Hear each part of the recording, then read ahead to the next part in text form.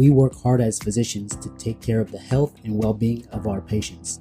But when it comes to our money, do we have the same condition of care?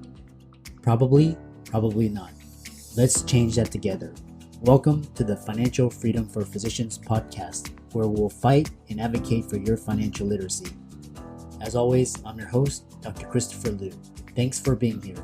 Let's jump into the show.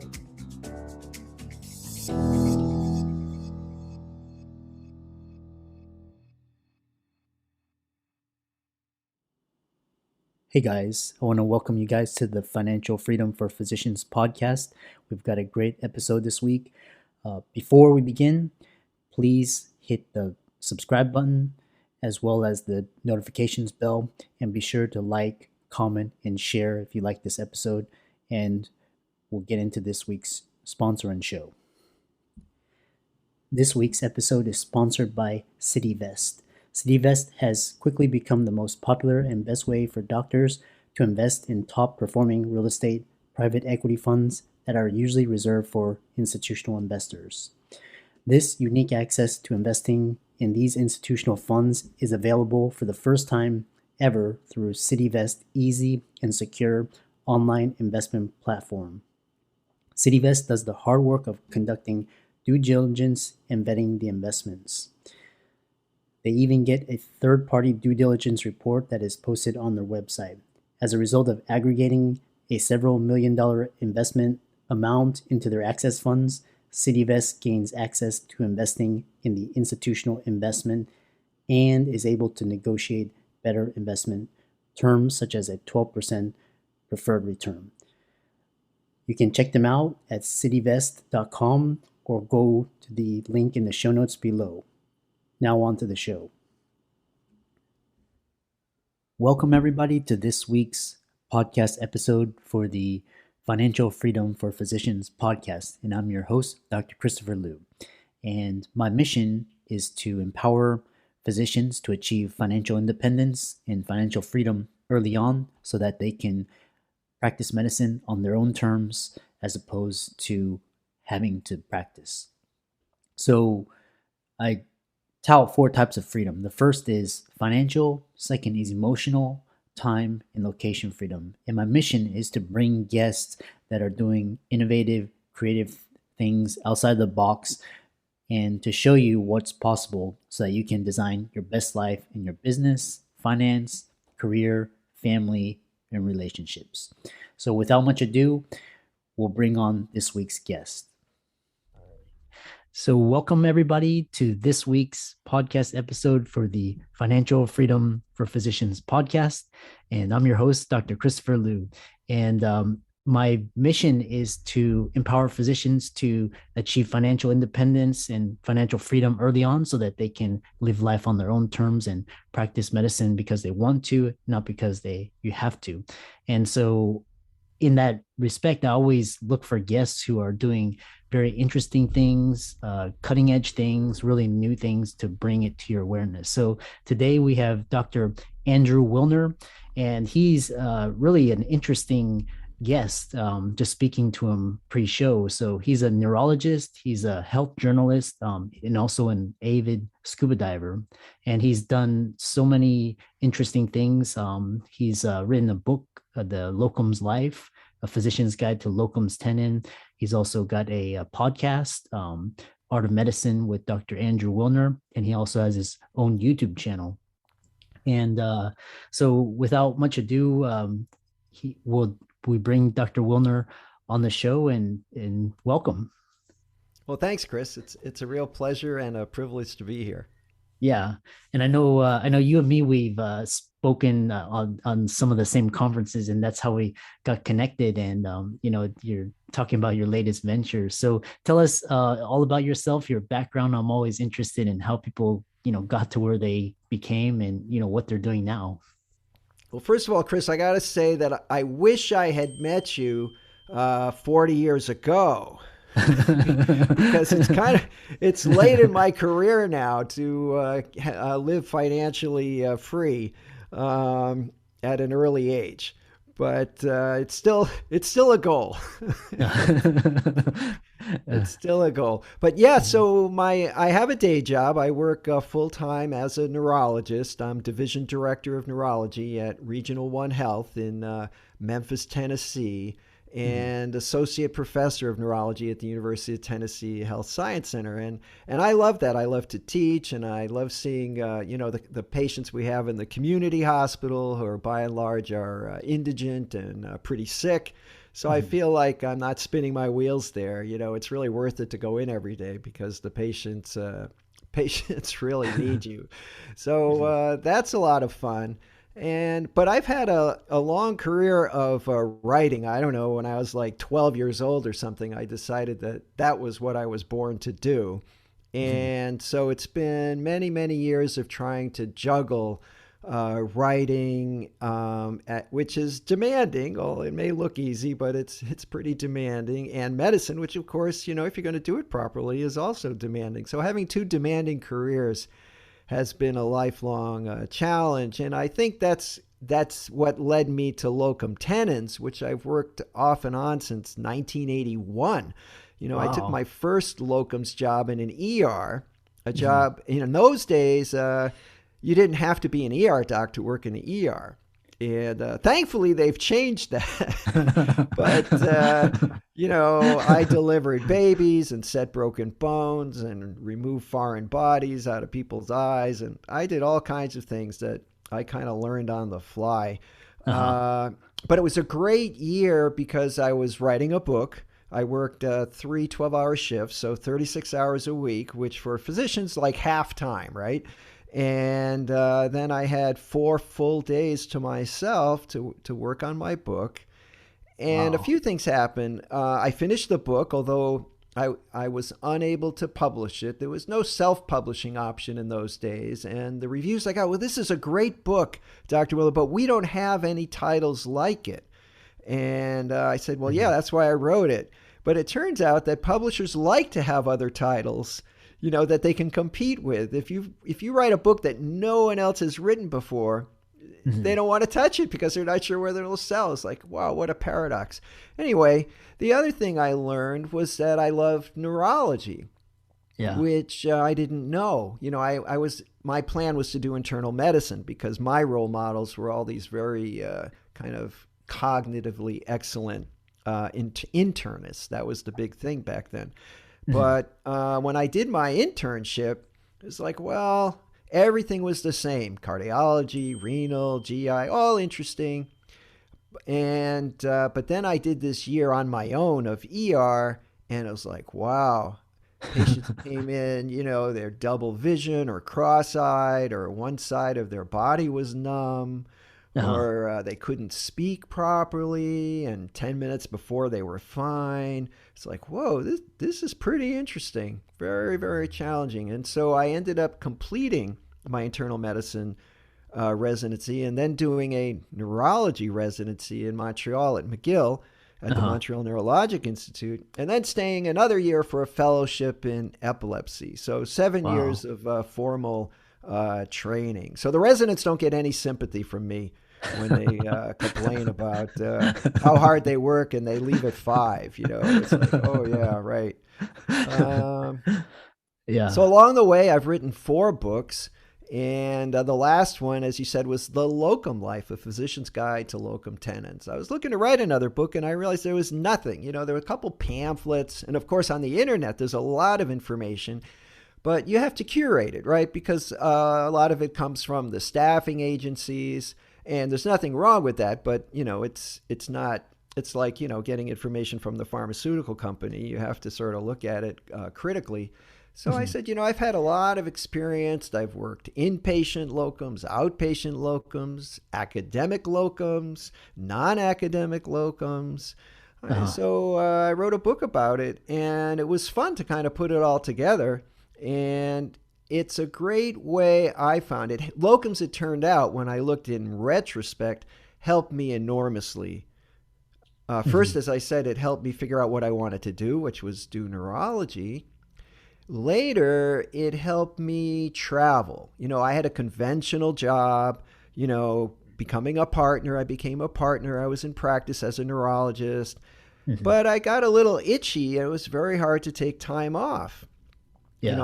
I'm a scuba diver, as you mentioned, and of course, that kind of lay fallow for a while. I was in med school and residency. Every now and then, I'd get maybe a few days in every year. I said I want to do more than that, so I planned this big trip to Southeast Asia, to Uh-huh. Malaysia.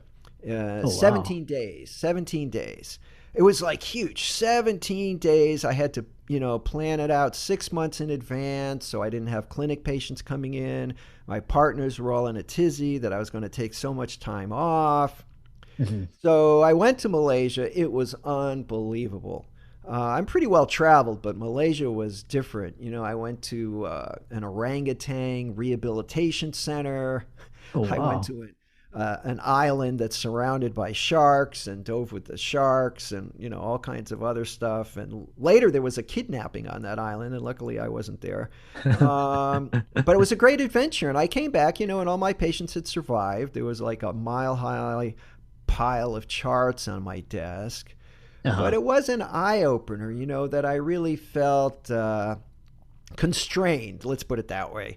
Hmm. So when the opportunity came up to do locums, I started working just enough to earn what I needed to live on.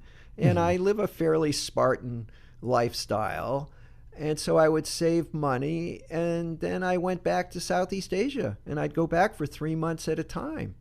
Oh, And then I'd wow. come back and work for 3 or 4 months and then go back. Eventually, I had an apartment that I just kept over there, Uh-huh. and I'd fly back and go to my little place, and I would write every day, and because that's what I always do. And then I'd take some time off and go diving. And it's like, I mean, Wow. it was unbelievable. It was just like, gee, I didn't know doctors could do this.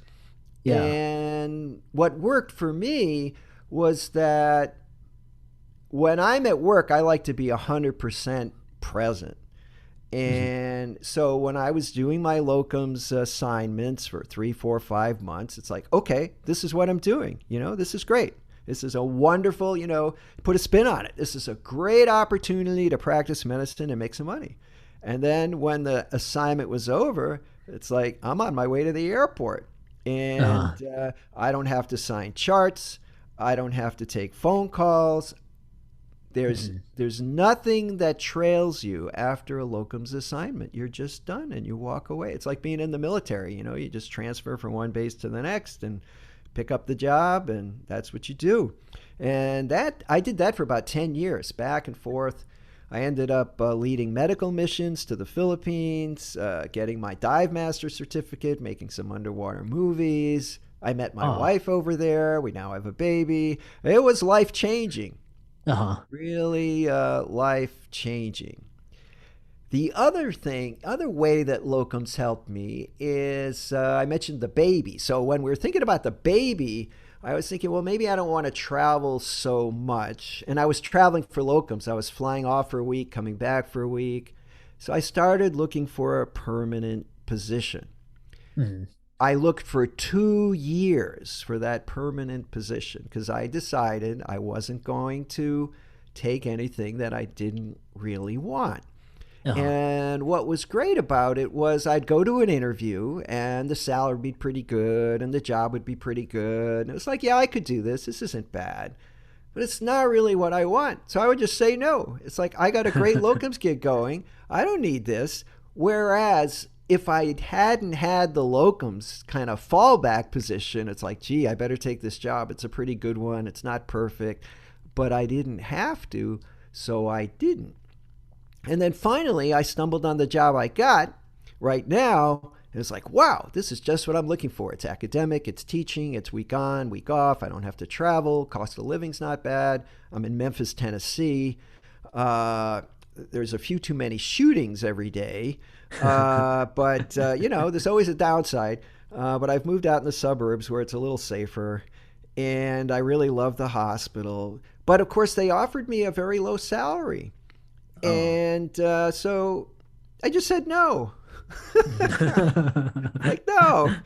And, 30 years ago, when I entered academics for the first time, they offered me a salary. I said, okay, because I figured, that's what that's what the job is. It's like you go to the supermarket and the can of milk is $3.79. You don't say, well, how about 3.50, right? I Right. mean, I thought as a doc, I was pretty naive then, but I learned. So I just said no. I said I'm Mhm. happy doing what I'm doing, and that's not enough for me to give up, moving around. And even though it looks like a cool job, I said you got to do better than that. Give me a call, Mhm. and I was able to walk away. And of course, that's the key to any negotiation is you have to be willing to walk away, right? Mhm. And you always see that in the movies. The guys are bartering, so I go, oh, that's too much, and he walks away. And then the other guy starts chasing after him. Well, we could do a little better. So but I didn't mind because I was happy doing locums and it was just fine. Well, sure enough, about 3 weeks later, I get this phone call. It's like, well, it's a long story, and they offered me just enough to make it kind of worth my while. So locums gives you leverage. Yeah. Um, it's one of my favorite TV shows, by the way, Leverage. It's just great, and it's rare that you have any leverage in this world. So it's nice to have locums, and locums right now. I even though I actually do locums presently at the VA. There's a VA 2 blocks from where my regular job is, and they're really seriously understaffed. So sometimes I help them out. It helps them, and I make some extra money, and it kind of keeps me in the locums world. Um, but there's such a huge demand. I got a call today. The highest rate I've ever been offered for 1 week on, 1 week off. It was Mhm. pretty tempting, and then I was like, oh, but I already have a job. I don't think I can go. So it wasn't that high that I was going to quit. Yeah. But and that's the other thing. Every now and then, you talk about burnout. I usually have a very good day at work, but every now and then you kind of have a bad day, and you kind of have, and my face will just sort of light up. It's like, you know what? I can leave, Mhm. no problem. If I really want to, I can leave, and I can just get locums positions that will pay me as much, if not more, but Yeah. a little more hassle, right? You're traveling, you're negotiating new contracts, you're going to new places, new EMRs. Locums, it's still work, right? Mhm. And whenever there's a lot of first days in locums. Mhm. And, as a resident, I'm sure you remember, first day on a new service, you don't really know the rules. And locums is like that, a lot of first days. Mhm. So I had to work pretty hard on my people skills and flexibility skills. Things Yeah. never go the way you expect. You got to, and if they need you as a locums physician, they're going to pay you all that money. There's a reason, right? There's a reason. It's because Exactly. it's not the ideal job, or somebody else would be there, or they wouldn't have left. Yeah. Um, Although I have to say that I was enormously lucky. I worked locum tenens at the Mayo Clinic in Phoenix. It was a wonderful place to work. I learned a lot, and I had fun with the residents, and they were great patients. I worked locum tenens at Hennepin County Hospital in Minnesota. Great training programs there. It's like every other internist you meet trained at Hennepin. They have like the biggest training program in the country, and it's a Uh-huh. nice county hospital. I saw a case of Creutzfeldt-Jakob disease in Oh, wow. my 5 months there. I couldn't believe it. You know, whenever you put Creutzfeldt-Jakob in the differential diagnosis, you're usually going to be wrong because it's Mhm. pretty rare.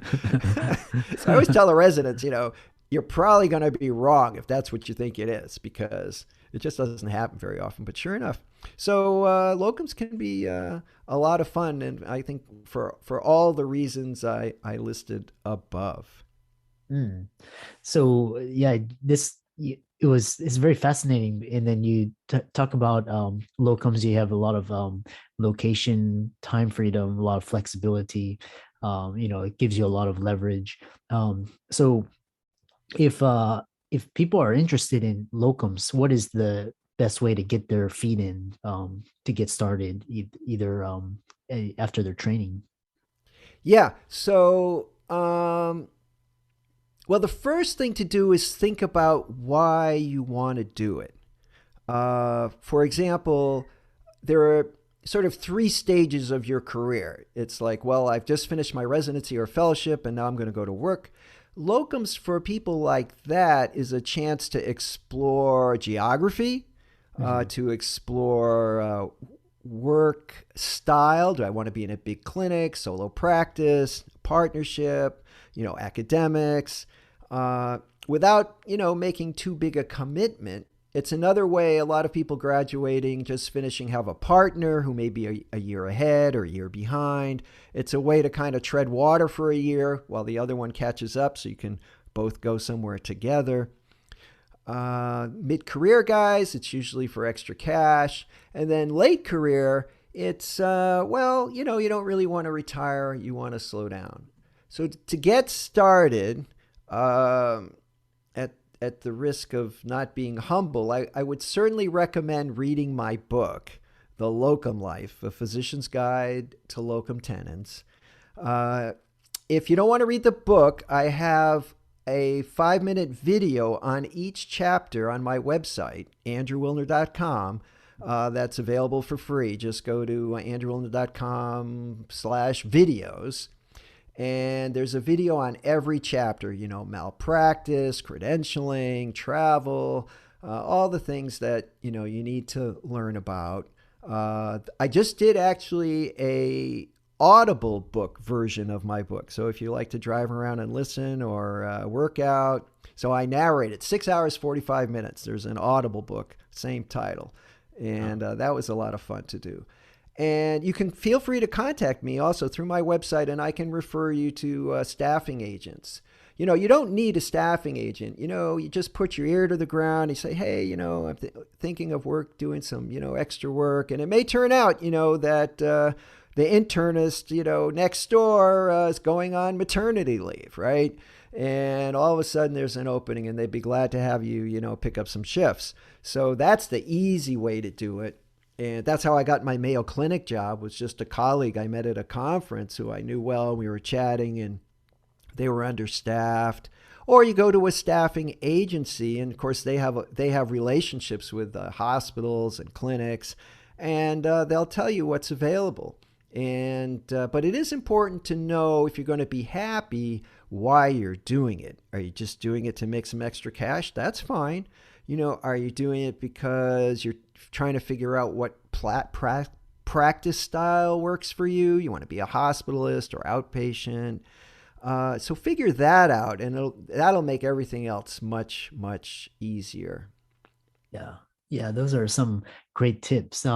What are I know a lot of physicians are interested in the tax benefits. So if you could describe, how you set up a corporation. I know some like a lot of locums ER doctors, they set up an S corp, and a lot of their travel expenses, etc. They can write off because they get paid. Yes, And yes, so if you want to, yes. yeah, talk about that.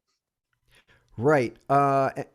I'll get there in a second, Uh, but I don't want to forget that if you do locums, you should have a CPA, yeah. certified public accountant, who can help you. And if you contact me, I know of two who specialize in physician clients, one of whom specializes in locum tenens physicians. Mhm. And he's actually my accountant now for the last couple of years, and is a wonderful guy and knows all of the tricks and rope, that you were talking about. So it turns out that if you're a locum tenens physician, you're considered to be your own business, or a self-employed person. Mhm. And self-employed people versus employed people, for example, you go to work every day and you get a paycheck deposited every 2 weeks. And at the end of the year, you get something called a W-2, and they take your taxes out of every paycheck before you even see it. So Uh-huh. that's an employee. But if you're a self-employed person, it turns out not only are you an employee, right, because you're working for someone, but you're working for yourself. So you're actually the employer. And it turns out that the employer has certain tax advantages. So as the employer, you can put a lot of money away in retirement fund that you can't put in as an employee. But as an employee, you can also put in what you can put in as an employee.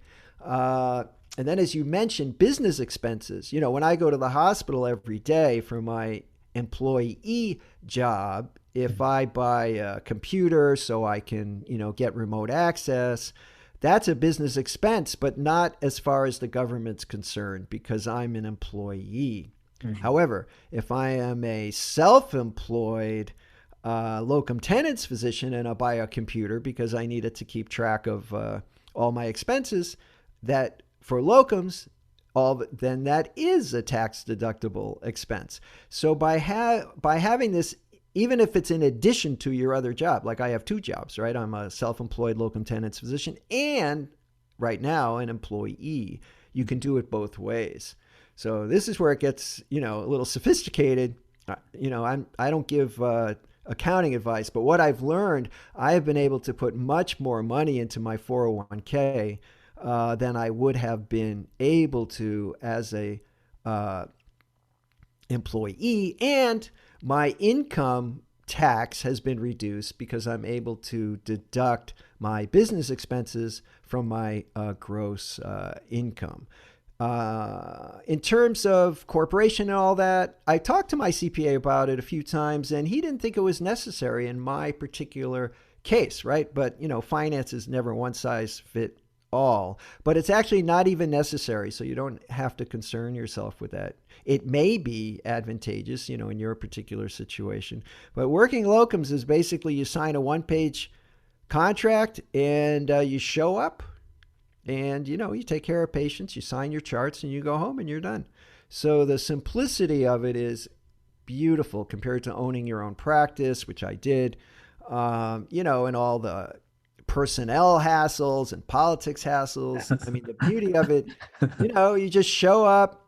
The place is usually a little bit of a mess, but that's okay. It's not your problem. Your job. Do the best you can under the circumstances, taking care of patients, what you went to medical school for, Mhm. and then go home, go hiking, save your money for Southeast Asia. It has a lot of benefits. Yeah. So, um, and I know, so what type of individual, like if you're single or you're married, if you have kids, what are the sort of downsides of locums that you've encountered? Yeah, so of course there are downsides. I mean, it's obviously perfect if you're single and you can just do whatever you want without consulting anyone. Mhm. And you also have to have cash flow can be an issue. Locum tenens contracts can be canceled up to 30 days before they start, and that happens to everyone. I've had two contracts. I was going to start September 1, and on I guess it was sort of it would have been July 31st. I got an email. The hospital decided they don't need you. And Oh. so the whole plan is off. Mhm. So you have to have, I always recommend 6 months of money in the bank, right, for all of your expenses. In my case, if somebody canceled, it's like, okay, I'll go work on my book for a month. Mhm. So it wasn't a tragedy. But if you're somebody that, lives paycheck to paycheck because you've got, 3 kids in private school and a big mortgage on your house and, 6 cars, locums may not work for you. And it may Mhm. just be easier just to have a regular, every 2 week paycheck and just do your job. Mhm. So it's certainly not for everyone as a, full-time gig. It can be good if you, on vacation time or do a little bit here, a little bit there, like I do at the VA, just to pick up some extra money. And, it's kind of fun to take care of the veterans. It's a different environment. They have slightly different problem sets. So it widens your horizons. But certainly the cancellations, I would say, are a big thing. Getting paid's not a problem. Staffing agencies, they're pretty responsible. They do direct deposit these days. You have to pay quarterly taxes. You got to stay on top of your expenses. And if you're full-time locums, you got to get your own health insurance. Uh-huh. And, you don't get any benefits with locums because, well, as I said, you're the employee and the employer, right? So Yeah. unless your employer gives you benefits, Yeah. which is you, you're not going to get any. So, but the only benefit you really need is health insurance, Yeah. and that's costly. So when I was working locums full time, I went through think it's not the Better Business Bureau. It's one of those local business organizations, and I was able to get sort of a discounted rate as an independent business, the way you would if you had a little shop. But health insurance these days is very, very expensive, and you have to budget for that. You definitely have to budget for that. Yeah, definitely. Yeah, you've described a very interesting way of making either main income or side income. So I know a lot of physicians are interested, and I know with for example, emergency medicine, anesthesia, a lot of specialties are going into this locums model. So very fascinating story, and just a lot of wisdom. If people are interested in your books or getting in contact with you, how can they contact you? Best way is andrewwilner.com. Of course, the book's on Amazon, and you can get it at a little lower rate if you get it through my website. And I'm happy to answer questions. I take questions all the time. I don't charge anything. I give you 15 minutes. It's great. If that can help your life, I'm a doctor. I like to make people's lives better. And if a few words of advice is going to set you in the right direction, I'm happy to provide it. Yeah, that's so. For all the listeners, we'll put all of Dr. Wilner's advice and all of his resources in the show notes. And any parting words of wisdom before we call it a day? Well, I did forget to mention that I have a podcast, and I often have guests that discuss locum tenens. That's how the podcast started. It was all about locums, and now I've expanded it. That's The Art of Medicine. So it's The Art of Medicine with Dr. Andrew Wilner. You can watch it on YouTube or on your favorite podcast player. It streams every 2 weeks. We're up to episode 50-something now. It's a lot of fun. It's about 20 minutes.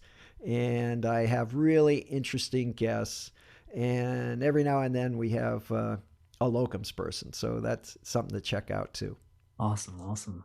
Well, thanks so much. And we look forward to having you on the podcast again as a future guest, or, even for a master class. So thanks so much, and we'll see you next time.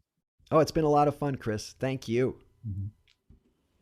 What a fantastic show. I hope you enjoyed our very special guest. Just remember, as a shout out to our this week's sponsor, CityVest.com. CityVest gives you access to the best real estate private equity funds with enhanced investment terms, verified due diligence, and lower risk. You can check them out at cityvest.com or click on the link in the show notes below to hear about their upcoming investment offerings. I'm excited that you made it for another episode. You are truly the best. If you've been following the show for a while, you know that my passion is to bring you the education you need to find your path to financial freedom. Please come back week after week for new content, new resources, and great guests. Until then, if you haven't already, please be sure to check out the website, www.drchrislewmdphd.com, for more support. I'll see you next week.